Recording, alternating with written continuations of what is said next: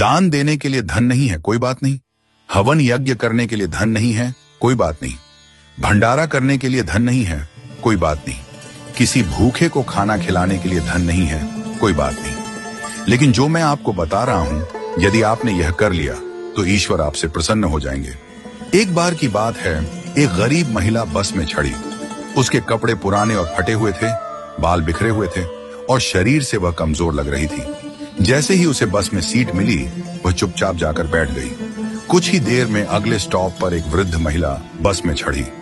उस गरीब महिला ने बिना देर की अपनी सीट उस वृद्ध महिला को दे दी और खुद खड़ी हो गई। जब वृद्ध महिला अपने स्टॉप पर उतरी तो वह वापस अपनी सीट पर बैठ गई।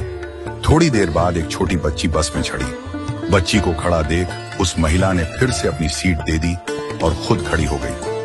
बच्ची का स्टॉप आने पर वह वापस अपनी सीट पर बैठ गई। इसके बाद एक गर्भवती महिला आई।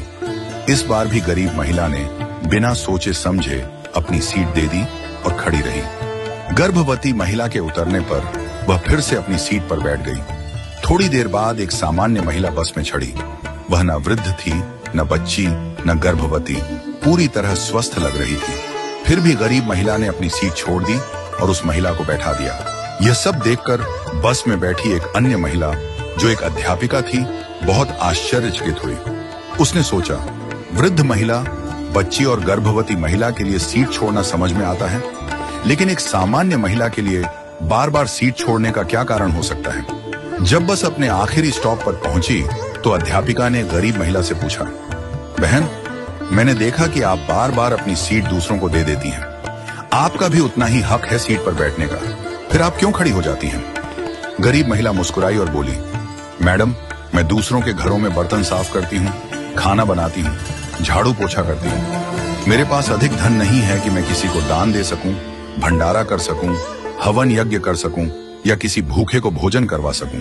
लेकिन मेरे पास मेरे कर्म हैं और मैं अपने कर्मों से दान करने की कोशिश करती हूँ। उसने आगे कहा, मेरे अच्छे कर्म ही मेरे ईश्वर के खाते में बैंक बैलेंस बढ़ा रहे हैं। इन्हीं कर्मों के कारण मेरा परिवार सुखी है।